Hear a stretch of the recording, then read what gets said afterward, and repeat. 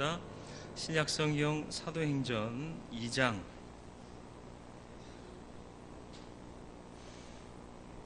42절로 47절까지의 말씀입니다.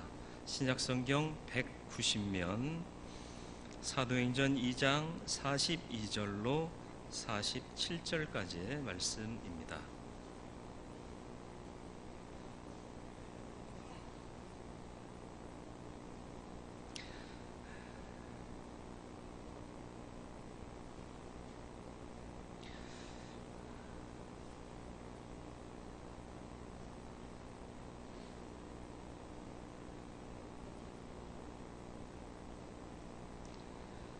말씀 봉독해 드리겠습니다. 그들이 사도의 가르침을 받아 서로 교제하고 떡을 떼며 오로지 기도하기를 힘쓰니라. 사람마다 두려워하는데 사도들로 말미암아 기사와 표적이 많이 나타나니 믿는 사람이 다 함께 있어 모든 물건을 서로 통용하고 또 재산과 소유를 팔아 각 사람의 필요를 따라 나누어 주며 날마다 마음을 같이하여 성전에 모이기를 힘쓰고 집에서 떡을 떼며 기쁨과 순전한 마음으로 음식을 먹고 하나님을 찬미하며 또 온 백성에게 칭송을 받으니 주께서 구원받는 사람을 날마다 더하게 하시니라.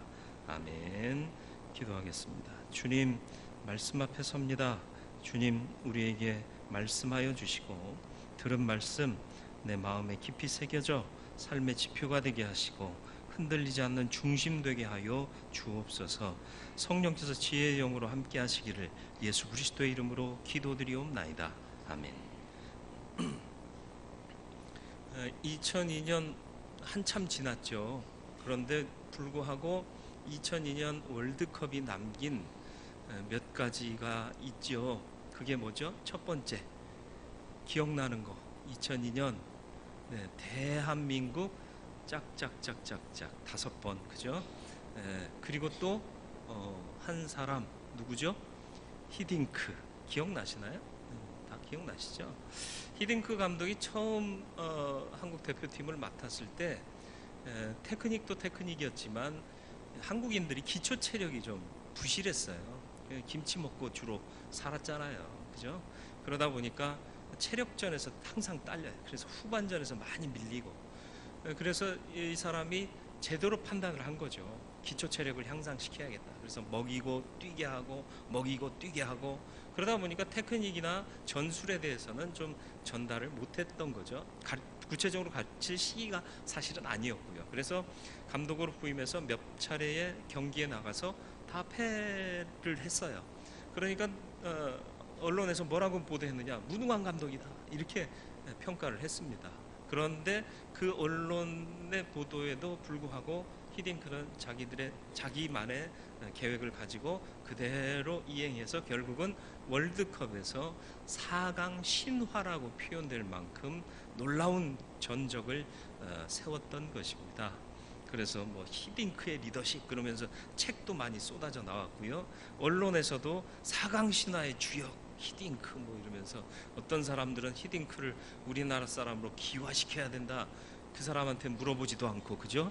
자기 본인 의사는 물어보지도 않고 이런 얘기도 하고 그랬는데, 처음에는 악평하던 사람들이 결과가 달라지니까 또 호평하는 사람으로 바뀌고, 사람이 그렇게 얄팍해요. 하나님의 뜻도 어쩌면 우리가 볼 때 너무 답답하고 하나님이 일 안 하시는 것 같고 내 기도는 듣지 않으시는 것 같고 그럴 때가 있어요.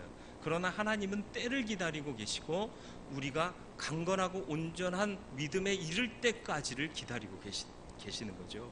그리고 마침내 행하시면 놀라운 역사가 이루어지게 되는 것입니다. 이런 하나님의 뜻을 깨달아 안 사람들은요, 기초 체력, 믿음의 기초 체력이라는 게 뭘까요? 말씀, 예배, 기도 아닙니까? 그죠? 이걸 키우는데 힘쓰는 거죠. 여러분, 가장 이상적인 교회의 모델이 어디에 있을 거라고 생각하시나요? 가장 이상적인 교회, 어느 교회예요? 여의도? 아니요. 뭐 저기 미국의 어디? 아니요. 그렇지 않습니다. 초대교회가 가장 이상적인 교회의 모델입니다. 그래서 교회 성장학자나 모든 신학자들이 이구동성으로 하는 말이 뭐냐? 가장 온전한 교회는 초대교회로 되돌아가는 것이다 라고 얘기를 해요. 그런데 우리는 그렇게 말하면서도 많은 교회들이 더 발전하려고 생각하고 도모한다는데 문제가 있는 겁니다. 교회의 세속화 다른 게 아니에요. 믿음의 기초로 돌아가서 그 위에 바른 믿음을 세워나갈 때 건강하고 성공하고 위대한 교회가 되는 것이지, 세상의 문화와 세상의 흐름에 앞서가고 선도한다고 해서 그 교회가 발전하는 교회고 성공하는 교회가 되는 것이 아니다라는 거예요. 부흥하는 교회 면밀히 살펴보면요, 이 초대교회의 온전한 모습들이 있다라는 것입니다. 오늘 우리 교회가 처한 상황은 전환점이라고 볼 수 있을 겁니다. 이제 2017년도도 하나님께서 새로 허락하실 터인데, 건강하게 부흥하는 교회로 하나님께서 축복하셔서 오늘 말씀처럼 더하여지는 교회가 되는 축복이 우리 안에 이루어지기를 주님의 이름으로 축원을 드립니다. 많은 사람들이 더 모이고요, 또 우리 교회의 지경도 넓혀지고 건축의 사명도 이루고요, 꼭 건축해야만 되는 게 아니라, 교회당을 넓히기 위한 건축이 아니라 세상으로 열려지고 복음의 생명력을 세상으로 드러내기 위한 그런 교회로서 나아가는데 한 과정으로서의 건축을 우리는 꿈꿔야 한다라는 것이죠. 그래서 더하는 교회가 되려면 어떻게 하느냐, 오늘 말씀을 통해 함께 살펴보고자 합니다. 먼저는 42절로 43절에 있는 말씀처럼 가르침을 받고 교제하고 기도에 힘쓰는 교회가 되어야 건강한 교회로 하나님께서 축복하시고 더하시는 은총을 경험하는 교회가 될 줄 믿습니다. 사도들의 가르침을 받았다, 이렇게 설명하고 있습니다. 또 교제했다 그러고요, 기도했다, 그래서 기사와 표적이 많이 일어났다. 사람은요, 가르침 받는 걸 즐길까요? 가르치는 걸 즐길까요?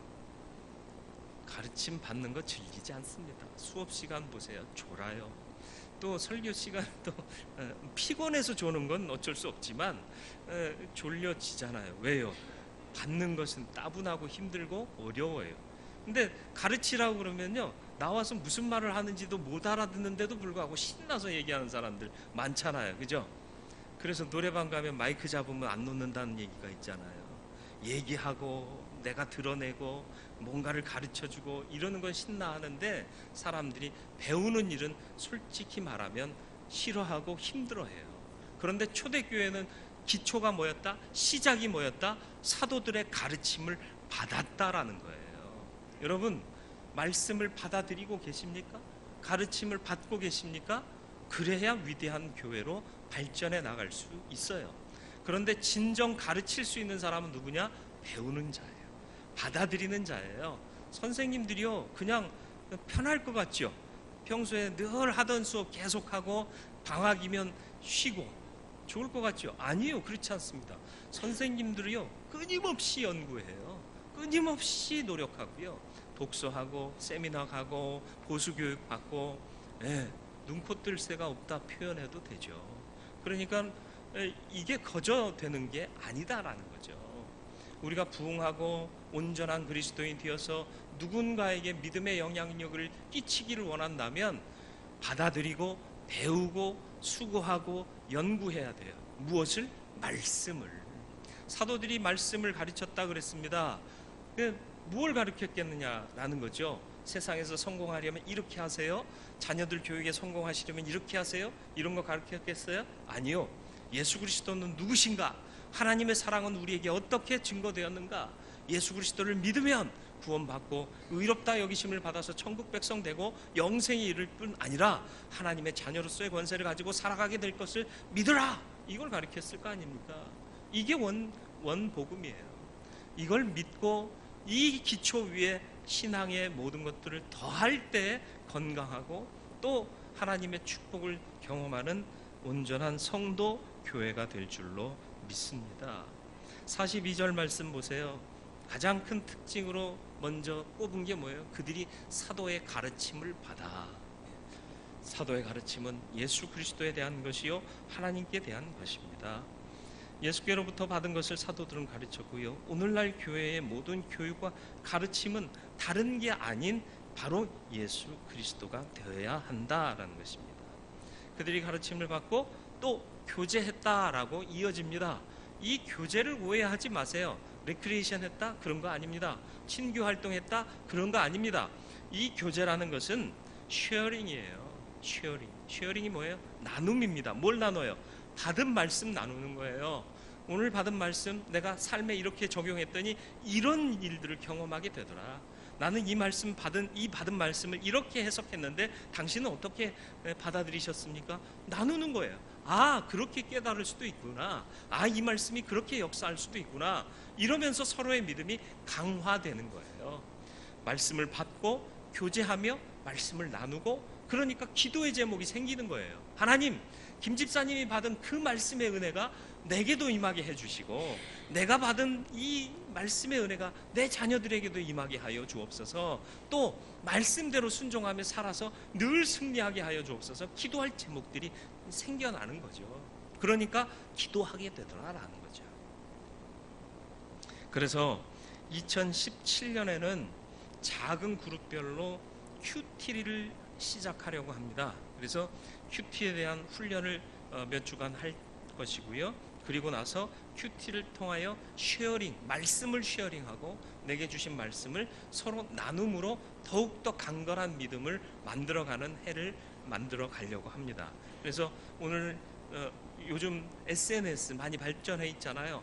톡, 그리고 북, 이런 거 있지 않습니까? 그죠? 네. 그런 것들을 통해서 내가 묵상한 말씀, 이거 쓴 거 사진 찍어서 보내면요, 다 읽을 수 있더라고요.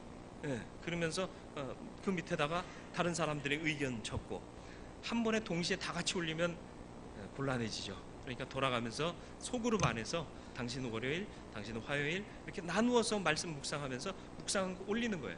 그래서 서로의 의견을 첨부하고, 그러면서 읽으면서 아, 이렇게 말씀을 해석할 수도 있구나, 이렇게 말씀이 역사할 수도 있구나 하는 것들을 발견하고 적용해 나가려고 합니다. 이런 일에 마음을 준비하시고 말씀을 받고 쉐어링하고 또 그걸 붙잡고 기도할 수 있는 기본적인 것에 충실할 수 있는 믿음의 사람들이 되실 수 있기를 바랍니다. 또 빠지지 말아야 할 것이 뭐냐? 떡을 뗐다라고 말씀하고 있습니다. 그들이 사도의 가르침을 받아서 서로 교제하고 떡을 뗐다 그랬습니다. 이 떡을 뗀다는 게 뭐죠? 밥 먹었다 그 얘기가 아니에요. 나중에는 음식을 나눴다라는 표현이 따로 나옵니다. 그렇다면 떡을 뗀다는 건 뭐죠? 언제 우리가 떡을 떼죠? 성찬식 할 때요. 원래는 덩어리 떡을 가지고 떼어주는 게 성찬식입니다. 예수님께서 처음 성찬하실 때 떡을 뜯어 나누어 주셨거든요. 이거 떡을 떼는 거예요. 성만찬을 했다라는 거죠. 성만찬을 왜 하죠? 성만찬을 하는 이유가 뭐죠? 우리는 주님으로 하나 된 자들입니다 하는 일체감의 형성이요. 그리고 우리는 주님 뜻대로 사는 자입니다 라는 정체성의 확인이 바로 성만찬 안에 담겨져 있는 의미예요. 그러니까 우리는 하나입니다, 우리는 주님 뜻대로 사는 자들입니다를 매일 확인했다라는 거예요. 떡을 떼며 그리고 기도하며. 그렇죠? 기도하기를 힘쓴다. 여러분 기도하기 힘쓰고 계십니까? 오늘 교회의 모습들이 기도하기 힘쓰는 교회일까요? 한번 상상해 보세요. 판단해 보세요. 평가해 보세요. 오늘날 무슨 얘기가 있느냐 하면요, 새벽 기도에 출석 신자 수는 그 교회 전체 신자 수의 11조다라는 말이 있어요.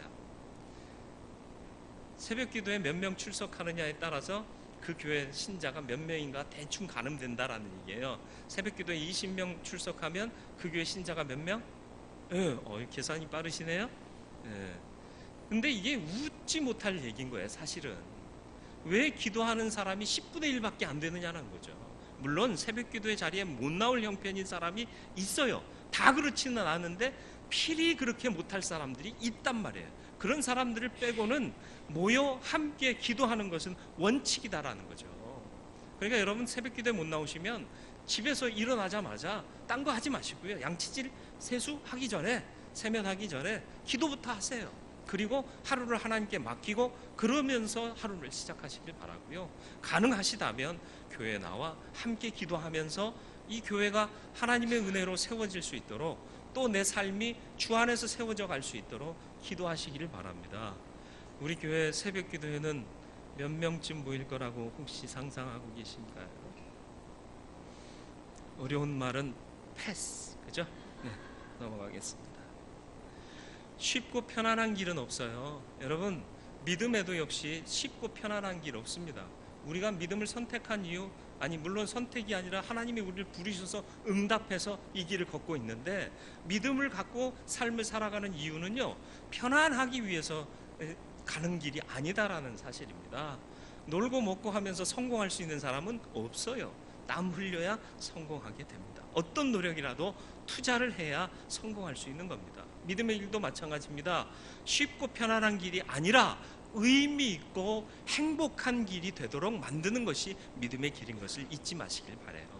그래서 열심히 예배하고 열심히 수고하여 헌신하고 열심히 기도하고 하나님의 은혜를 붙잡고 간구하고 살아갈 때 하나님께서 은혜 베푸시고 축복을 허락하여 주시는 줄 믿으시길 바랍니다. 예수께서 어떻게 영광의 주로 하나님 우편에 앉아 계실 수 있게 됐나요? 십자가를 지셨기 때문입니다. 그래서 이런 말이 있습니다. No cross, no crown. 잘 아시죠? 일부 예배 때보다는 약간 미국 발음에 가까웠습니다. 일부 예배 때는 한국식 발음이었는데요. No cross, no crown. 뭐예요? 십자가 없이는 왕관도 없다. 다시 말하면 영광도 없다라는 것입니다. 십자가 고난이 있었기 때문에 부활의 영광, 그리고 하나님 우편에 앉을 수 있는 영광, 구원의 주로 서실 수 있는 영광을 얻게 되셨다. 예수 믿는 사람이잖아요. 그럼 그 예수를 따라가는 사람이다라는 것을 잊지 마시고, 고난을 두려워하지 마시고 주님 앞에 온전히 드려지는 삶을 사는 저와 여러분들의 삶이 되어지기를 주님의 이름으로 축원을 드립니다. 두 번째로, 마음을 같이 하고 내 것을 주장하지 않는 교회가 더하시는 교회의 전제 조건입니다. 44절로 46절 말씀 가운데 기록되어 있는데, 46절 말씀을 보세요. 46절 말씀에 뭐라고 기록되어 있나요? 날마다 마음을 같이하여 성전에 모이기를 힘썼다 그랬습니다. 날마다 성전에 모였대요. 뭐예요? 예배 생활화를 얘기하는 거예요. 성전에 제사 드리러 모이는 거잖아요. 예배하려고 모이는 거잖아요. 날마다 모였대요. 뭐예요? 삶이 예배되도록, 예배가 생활 속에 늘 있도록. 그리고 떡을 뗐다라고 얘기를 합니다. 여기서 떡을 뗐다는 건 뭐예요? 성찬의 삶을 실천했다라는 것입니다. 어디서 떡을 뗐다고 그래요? 집에서요. 집에서. 교회에서, 성전에서가 아니라 집에서 떡을 뗐대요. 그러니까 뭐예요? 가정 안에서도 성만찬의 의미가 적용되도록 살았다라는 얘기입니다. 그리고 음식을 먹었다. 여기서 음식을 먹는 건 말 그대로 밥같이 먹은 거예요. 여러분, 공동 식사를 의미하는데요. 누구랑 밥 같이 먹고 싶으세요? 요즘은 혼술, 혼밥족 뭐 그래가지고 혼자 밥 먹고 혼자 술 마시는 사람 뭐 이런 얘기를 텔레비전에서 하던데요. 혼자 밥 먹는 거 별로잖아요. 솔직히 아닌가요? 밥 먹을 때요, 누구랑 먹고 싶으세요? 왼수 같은 인간하고 밥 먹고 싶으세요? 밥맛 떨어져요. 소화도 안 돼요. 좋은 사람하고 먹고 싶잖아요. 음식을 나눴다라는 건 뭐죠? 성도들 간에 사랑이 넘쳤다라는 거예요. 서로 사랑하니까 밥 먹고 싶은 거예요. 야, 밥 먹자. 그래서 같이 먹는 거예요. 이런 사랑이 우리 안에 내재되어야 더 하시는 축복을 누리는 교회로 나아가게 될 줄로 믿습니다. 서로 사랑하세요. 사랑은 과한 게 없어요. 해도 지나침이 없는 게 사랑이다. 잊지 마시기를 바랍니다. 일체감과 하나됨의 의식이 바로 자리를 잡은 교회가 초대교회였다라는 것입니다. 44절로 45절 말씀 보세요. 이해할 수 없는 표현들이 나옵니다. 44절, 45절. 믿는 사람이 다 함께 있었대요. 그리고 모든 물건을 서로 통용했답니다. 그리고 재산과 소유를 팔아 각 사람의 필요를 따라 나눠줬대요. 여러분, 돈 아깝잖아요. 내 재산 아깝잖아요. 남 줄 수 있어요? 그런데 남 줬대요. 왜요? 이젠 남이 아닌 거예요. 여러분, 사랑하는 사람에게 돈을 아끼시나요? 제가 마이너스가 돼도 애들이 달라면 줘요. 왜요? 어떤 애들이요? 옆집 애들이요? 아니요. 옆집 애들이 뭘 달라고 그러면 주겠어요? 아니잖아요. 누구를 주겠어요? 당연히요. 왜요? 사랑하니까요. 왼수 같은 짓도 많이 해요. 그래도 사랑하잖아요. 그러니까 주는 거예요. 줘도 아깝지가 않아요. 그런 거잖아요. 그렇죠? 일부 예배 때는 제가 예화를 잘못 들었어요. 서로 사랑하면 비싼 거 줘도 아깝지가 않지 않느냐 그랬는데, 생각해보니까 부부끼리는 아까워지더라고요. 그래서 부부끼리 싸움 날까봐 당신 나 사랑하지 않지? 왜 이런 것도 안 해줘? 막 이렇게 따지면 서로 피곤해지잖아요. 그래서 조금 바꿨습니다. 사랑하면요 계산이 안 돼요. 사랑하면요 줘도 안 아까운 거예요. 초대교회 성도들이 서로에게 그렇게 살았대요. 물론 오늘 이 시대는 자본주의화된 사회고 개인 재산의 필요성을 갖고 사는 세대가 되었습니다마는, 그럼에도 불구하고 나누고 베푸는 삶은 사랑 안에서 풍성해져야 한다라는 것입니다. 우리는 잘 시작한 교회라고 저는 믿습니다. 그죠? 작은 일이지만 시작했잖아요. 그죠? 강단에 꽃꽂이 없애고 사랑쌀 지게 저거 만들어 놨잖아요. 그래서 동사무소를 통해서 어려운 이웃에게 매달 나눠주고요. 또 우리 교회 안에 또 어려운 형제자매들에게 나눠줍니다. 받고 주고 하는 것들, 받는 것 부끄러워할 필요도 없고요. 주는 것 인색할 필요 없습니다. 그래서 할 수 있는 만큼 하면 되고요. 또 받는 것으로 기뻐할 수 있어야 돼. 그리고 받은 자는 기도하고 또 감사하고, 그거 잃지 않으면 되거든요. 이런 아름다운 모습들이 우리 안에 풍성해지기를 주님의 이름으로 축원을 드립니다. 46절에 가장 먼저 시작되는 말씀이 뭐죠? 46절 말씀을 보시면 날마다 마음을 같이 했다 이렇게 표현하고 있습니다. 날마다 마음을 같이 했다. 맞습니다. 교회가 교회되기 위해서는 날마다 마음을 같이 하셔야 돼요. 그래서 여러분 서로 주 안에서 되도록이면 날마다 문안하시길 바라요. 어떤 분은 매일 말씀 묵상하는 것을 SNS로 보내주시는 분이 있어요. 날마다 네. 감사하잖아요. 그 노력이 대단하지 않습니까? 네. 그런 분들 많아져야 된다고 생각해요. 물론 너무 많으면 곤란해지기도 해요. 네. 그 많은 걸 열어보고 그러려면 막 화도 나고 그럴 수도 있어요. 그러나 그런 관심의 표현을 여러 가지 방법을 찾아서 서로 해야 돼요. 그래서 끊임없이 교류해야 된다는 것입니다. 가족이 왜 같이 살죠? 같이 살면 날마다 같이 호흡하면서 사랑을 나눌 수 있는 공동체가 되는 거예요. 그렇지 않습니까? 연말이 되면 그리워지는 사람들이 있어요. 누구죠? 연말이 되면 막년회 모임 할 때 누구랑 제일 많이 모이세요? 동창들 많이 안 모이세요? 여러분의 학창시절은 암울하셨군요. 보통 막년회 하면 동창들끼리 많이 모이시더라고요. 왜요? 생각나요. 왜 생각나요? 동창이 뭐예요? 같이 학교 다닌 친구예요. 매일 봤어요. 그죠? 일주일에 하루 빼고. 우리 때는. 요즘 애들은 이틀 빠지잖아요. 주 5일제 수업이라. 거의 매일 보는 거예요. 그러니까 정 들은 거예요. 미운 정, 고운 정 다 들어가지고요. 옆에서 식사하면은요 얼큰하게 취하셔가지고 연세 많으신, 머리도 희끗희끗하고 주름도 많이 끼신 분들이 이식이야 뭐 이러면서 불러요. 예? 애들이나 할 법한 욕을 서로 하면서 낄낄거리고 좋아하시고. 왜 그래요? 친구니까. 근데 그 친구가 어떻게 맺어진 친구예요? 날마다 봤던 친구예요. 날마다 희노애락을 같이 했지 않습니까? 선생님한테 혼나면 서로 위로해주고, 그죠? 숙제 안 해오면 옆반에 거 돌려다가 땜빵 하기도 하고, 그죠? 체육복도 많이 없어져요. 훔쳐가요. 돌다 보면 내 건데? 이러고 입을 때도 있고. 남학교는 그래요. 군대는 더 하잖아요. 속옷까지 빼서 이래. 그러니까 날마다 같이 한다는 게 그런 힘이 있어요. 깊은 정을 쌓게 합니다. 우리 안에 그런 사랑이 있어야 할 줄로 믿습니다. 그러면 하나님 사랑, 서로 사랑이 이루어지면 이웃에게까지 그 영향이 파급되는 거예요. 그러면 하나님께서 영광 받으십니다. 그리고 이 초대교회 교인들이 또 무엇을 했죠? 날마다 구원받는 사람이 더하는 교회로 만들어 갔는데, 그럴 수 있었던 게 뭐예요? 47절 말씀이요. 하나님을 찬미하며 또 온 백성에게 칭송을 받으니 주께서 구원받는 사람을 날마다 더하게 하셨다. 뭐 했다고요? 하나님 찬미했대요. 찬미가 뭐예요? 찬송, 영광 돌리고 높여드리는 거예요.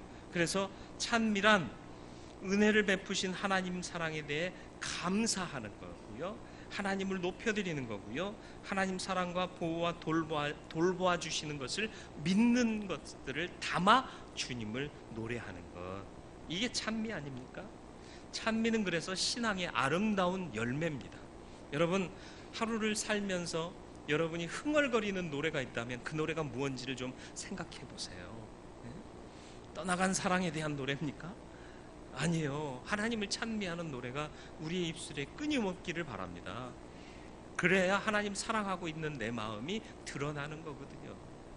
저와 여러분들의 입술에 찬미가 끊임없기를 바라고, 그래서 그 찬미 받으시고 삶으로 드려지는 우리의 예배를 받으신 그분 하나님께서 기뻐하심으로 우리에게 날마다 더하게 하시는 축복이 임하게 되기를 주님의 이름으로 축원을 드립니다.